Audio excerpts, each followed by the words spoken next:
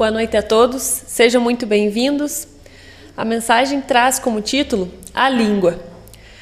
A desídia das criaturas justifica as amargas considerações de Tiago em sua epístola aos companheiros. O início de todas as hecatombes no planeta localiza-se, quase sempre, no mau uso da língua. Ela está posta entre os membros, qual leme de embarcação poderosa, segundo lembra o grande apóstolo de Jerusalém. Em sua potencialidade, permanecem sagrados recursos de criar, tanto quanto o leme de proporções reduzidas foi instalado para conduzir.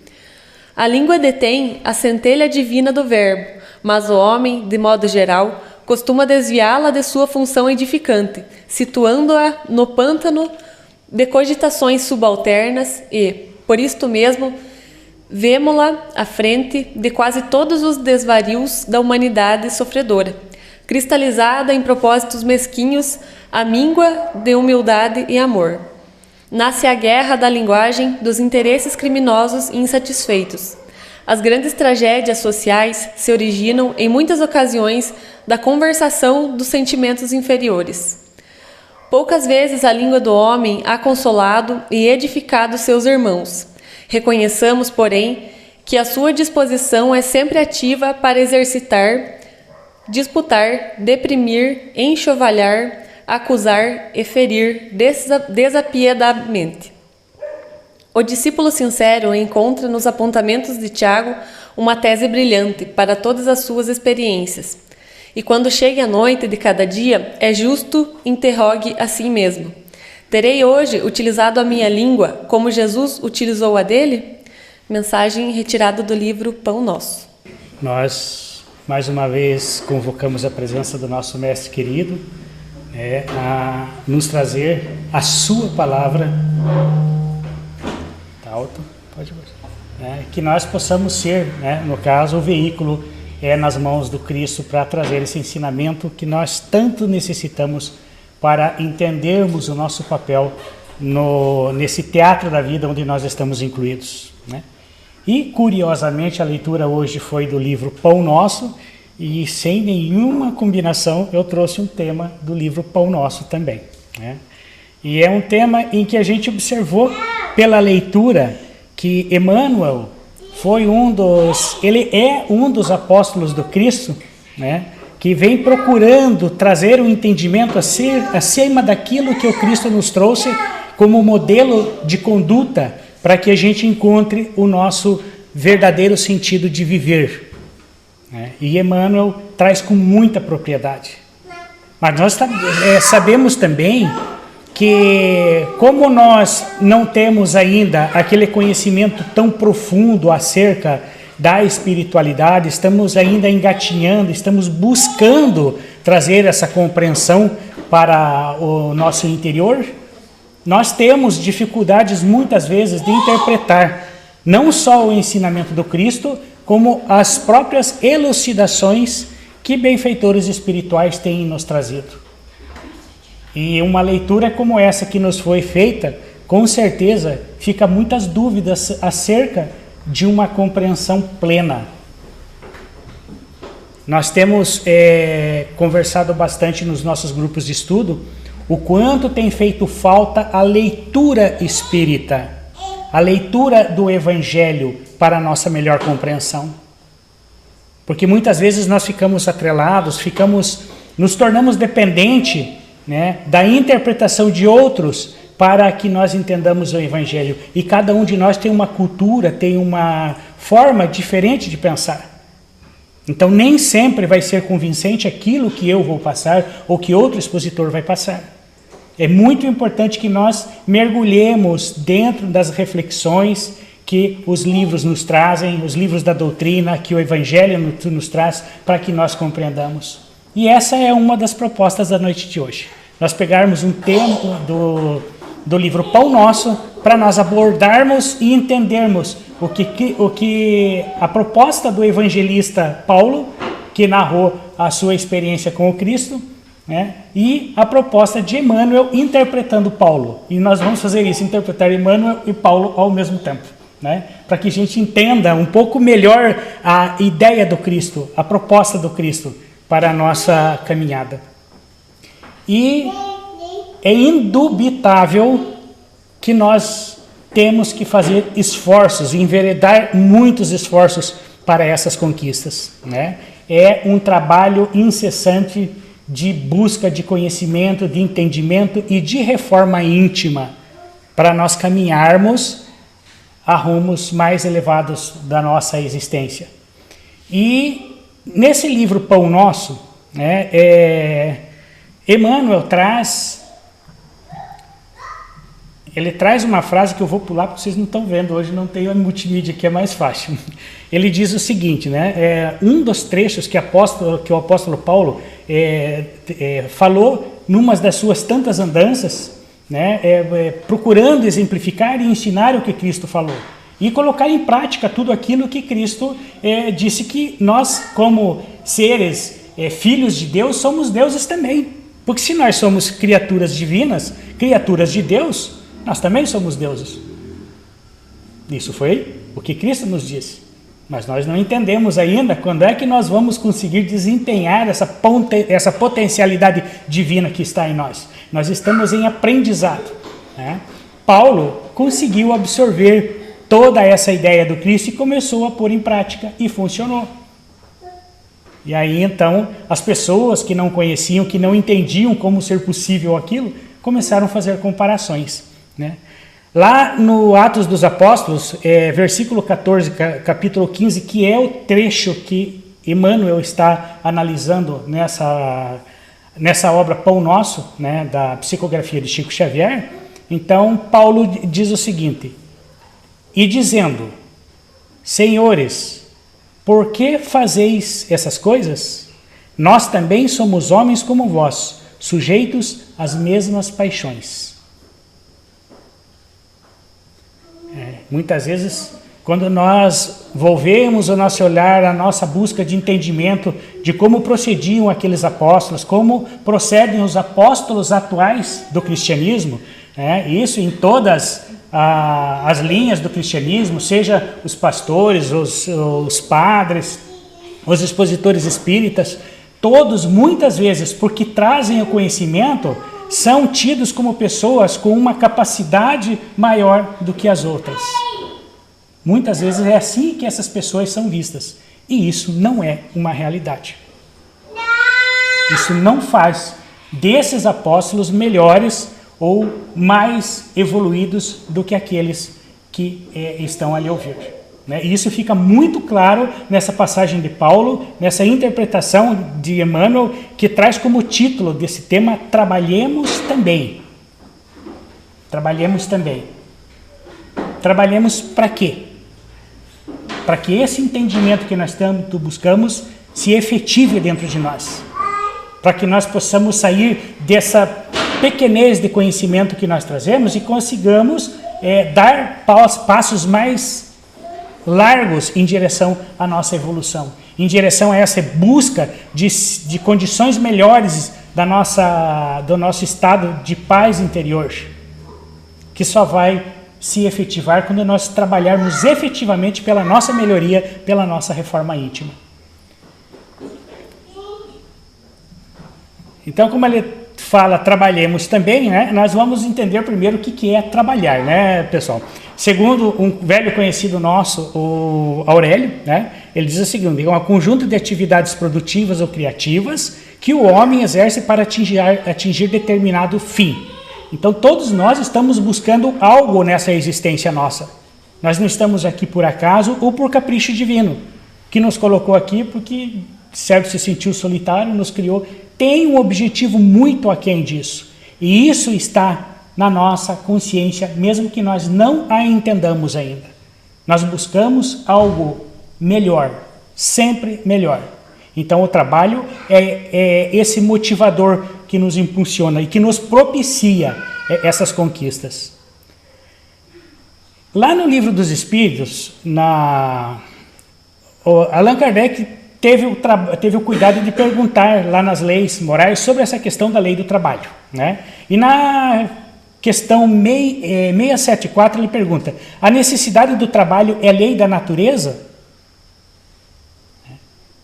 a qual os espíritos respondem. O trabalho é lei da natureza, por isso mesmo que constitui uma necessidade, e a civilização obriga o homem a trabalhar mais, porque ele aumenta as necessidades e gozos. À medida que o progresso vai se descortinando, vai se abrindo, vai caminhando, vai evoluindo, as necessidades humanas vão aumentando. Né? Aqueles do nosso tempo, né? da nossa era de infância, de juventude, nós lembramos qual que eram as nossas necessidades, né? A gente tinha aquela necessidade de sair para brincar no final da tarde, né? Toda a criançada na rua. Hoje você não vê mais isso. Hoje a necessidade do ser humano é o celular. Hoje você não vê mais crianças brincando, mas em compensação não tem uma criança hoje que não saiba manusear um aparelho eletrônico, celular ou qualquer outro que seja. Então você vê a diferença, a mudança dessas necessidades vão acontecendo, mas ao mesmo tempo que parece que é algo pernicioso nessa etapa da evolução, ele desenvolve a inteligência muito mais do que naquela época. E nós, como pais, como observadores, temos que ter o cuidado de não permitir que isso lhe atrapalhe a sua evolução. Então é um trabalho para pais e educadores da mesma forma que precisam progredir junto com essa tecnologia para poder propiciar essa condição equilibrada de evolução para aqueles que estão ao nosso lado, sobre a nossa responsabilidade. Na questão 675, ele pergunta, por trabalho só se deve entender as ocupações materiais? E aí, a resposta, não. O espírito trabalha assim como o corpo. Toda ocupação útil é trabalho. Na 676, Kardec questiona, por que o trabalho se impõe ao homem? A gente não devia ser obrigado, né? Quantas pessoas dizem, se eu descobrisse quem foi que inventou o trabalho. Quantas vezes a gente já não ouviu essa frase? Brincadeira ou não, ela tem um cunho meio que de revolta em relação a quem criou o trabalho, né? Então a resposta, por ser uma consequência da sua natureza corpórea, sem o trabalho, o homem permaneceria sempre na infância, quanto à inteligência. Por isso é que seu alimento, sua segurança e seu bem-estar dependem do seu trabalho, da sua criatividade. Então o trabalho é o que dignifica o homem, uma frase bastante conhecida e batida, né? E é um fato. É o que faz com que nós consigamos melhorar a nossa condição de vida material. Mas o trabalho também, segundo os espíritos, tem que favorecer principalmente a nossa evolução espiritual. Os bens materiais são necessários, nós estamos inseridos no mundo material em que nós necessitamos dos bens da matéria. Não tem como viver sem eles, né? Mas aí como nós vamos utilizar, né, o nosso tempo, a nossa existência na conquista desses bens e dos bens espirituais vai depender da nossa compreensão, do nosso entendimento e daquilo que nós conseguimos já conceber em relação à nossa vida verdadeira, que é a vida imortal do espírito. Essa dificuldade que nós temos de nos entendermos como espíritos imortais, e é muito latente, muito comum nós ouvirmos quando as pessoas quando nós vamos falar de nós, na nossa existência, né, mas vamos falar do espírito em si, a gente diz o nosso espírito, né? É como se nós, o corpo, tivéssemos um espírito, o que não é o contrário.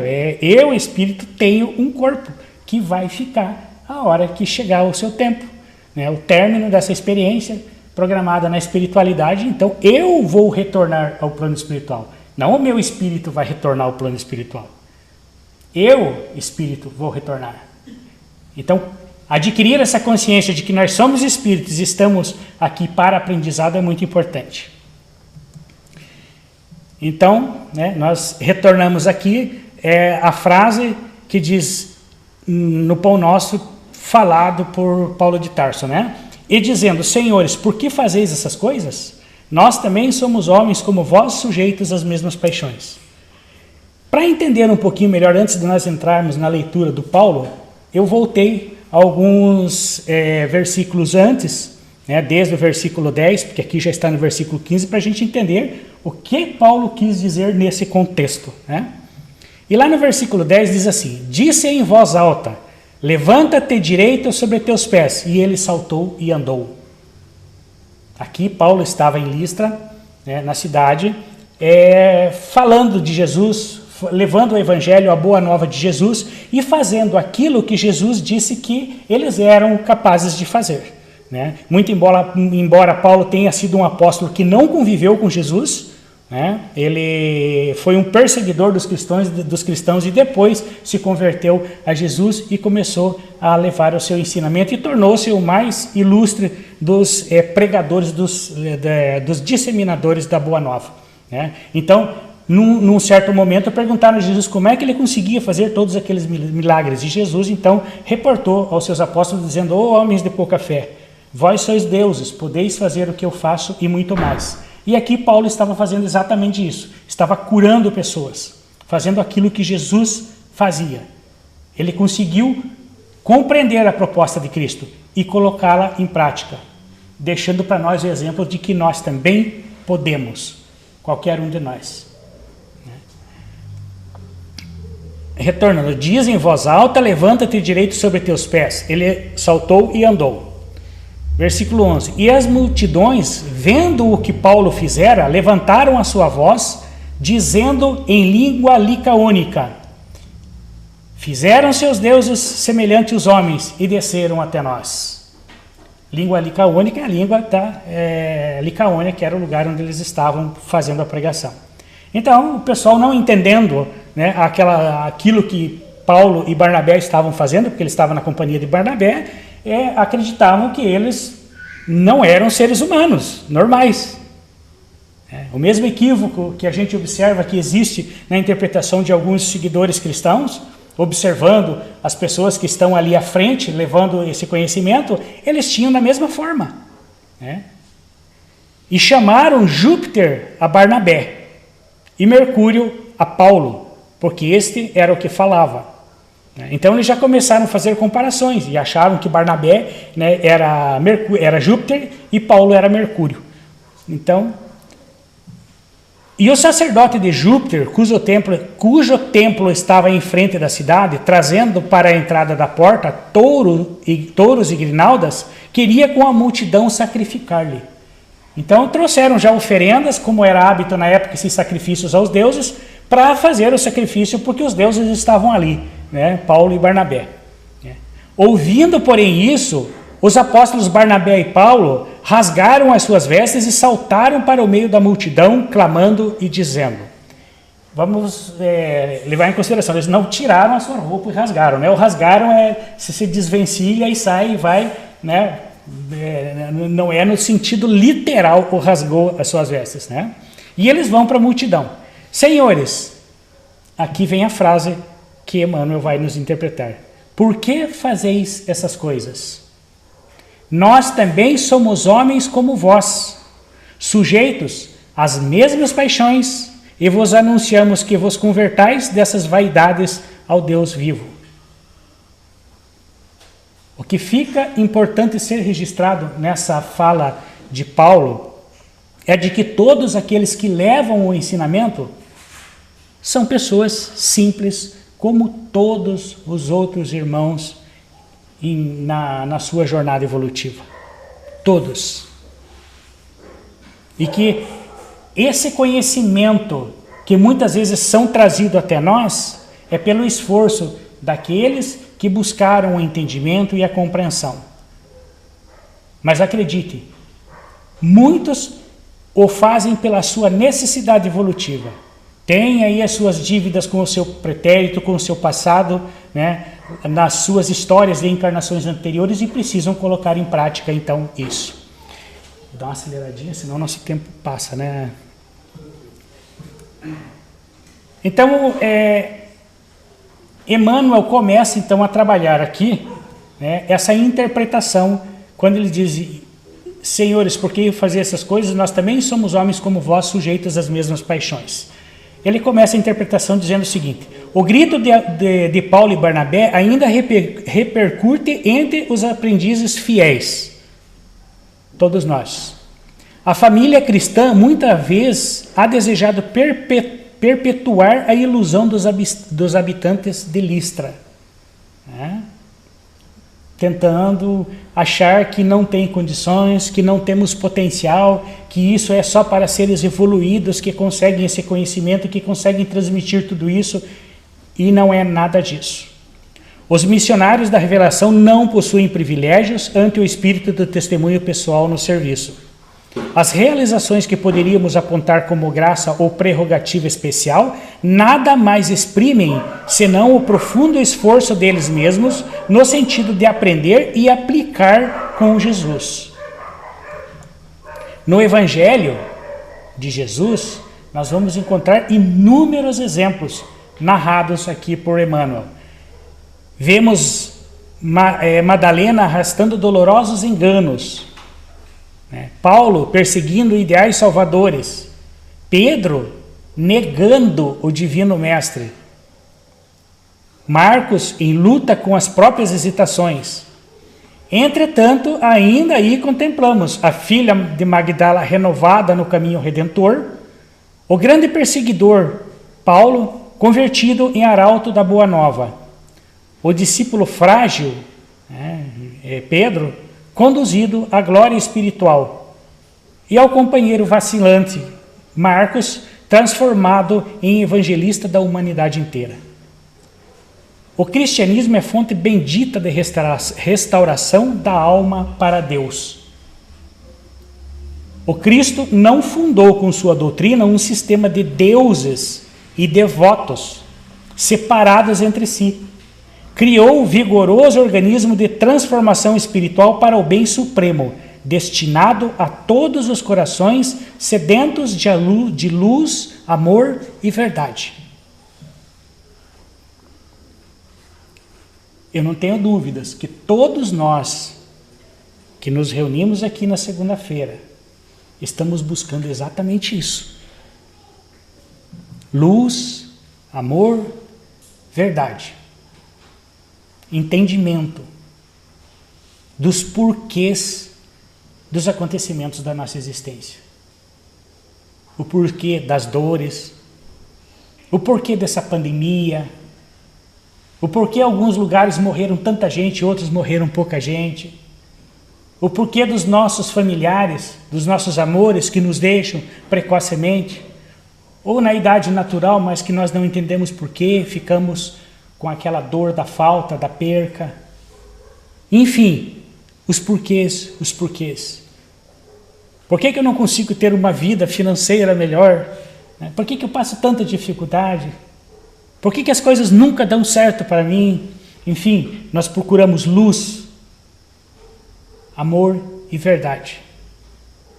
Mas não são os apóstolos que vão nos trazer essas respostas todas.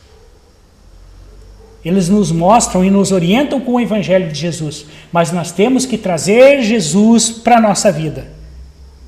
E temos que andar com Jesus.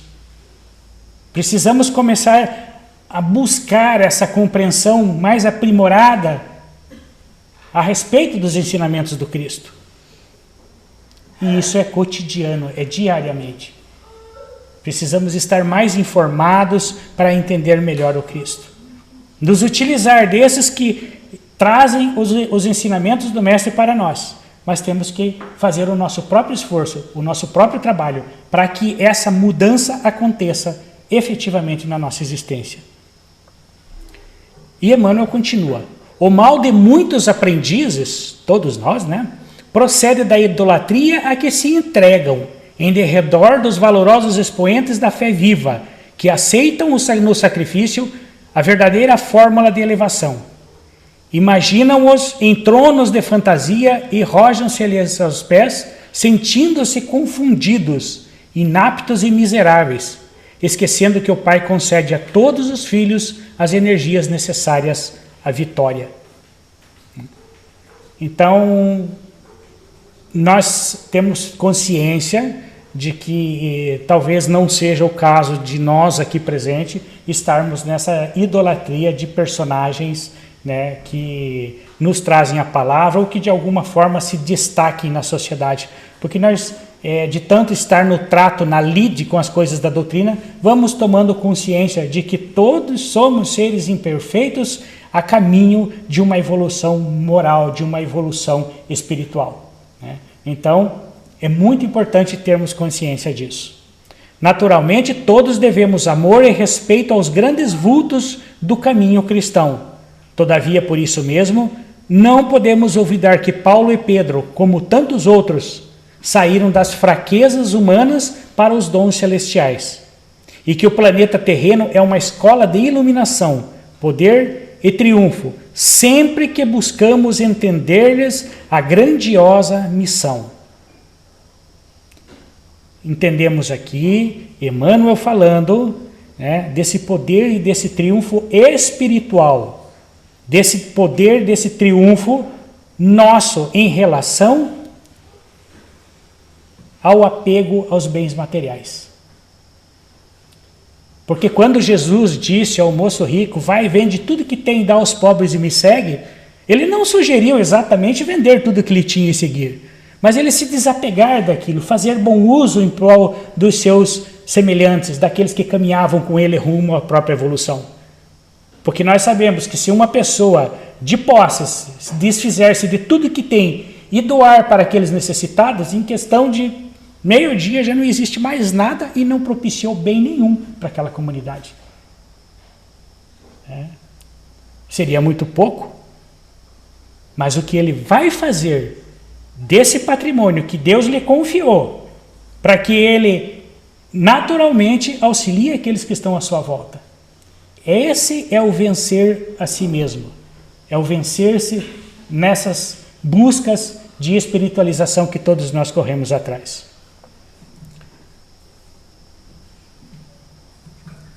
Oi? 3 minutinhos? Então tá,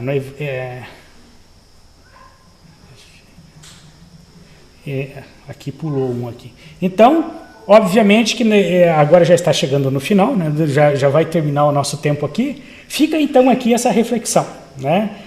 Que nós busquemos trabalhar nós também para essa conquista interior nossa, né? Que nós possamos fazer aquilo que está ao nosso alcance para que nós melhoremos-nos como seres imortais, como irmãos dos nossos companheiros de caminho, facilitando-lhe nas suas dificuldades, assistindo-lhe nas suas necessidades, né? Fazendo aquilo que Jesus nos solicitava no seu Evangelho, quando ele traz em inúmeros exemplos um modo que nós podemos fazer para irmos nos despojando gradativamente desse materialismo tão forte que nos envolve e nos absorve, né? Vamos fazer esse esforço, vamos trabalhar cada vez mais por essa melhoria, porque trabalhando pela nossa melhoria, nós vamos entender que nós somos o todo, nós precisamos trabalhar em prol dos nossos, se quisermos trabalhar em prol de nós mesmos. É a lei da caridade, a lei do amor, né? A lei do perdão, do entendimento, da compreensão. Quando conseguirmos colocar toda essa lei de amor de que Jesus nos deixou, nós vamos começar a nos transformar gradativamente. Obrigado pela atenção de todos, uma boa semana.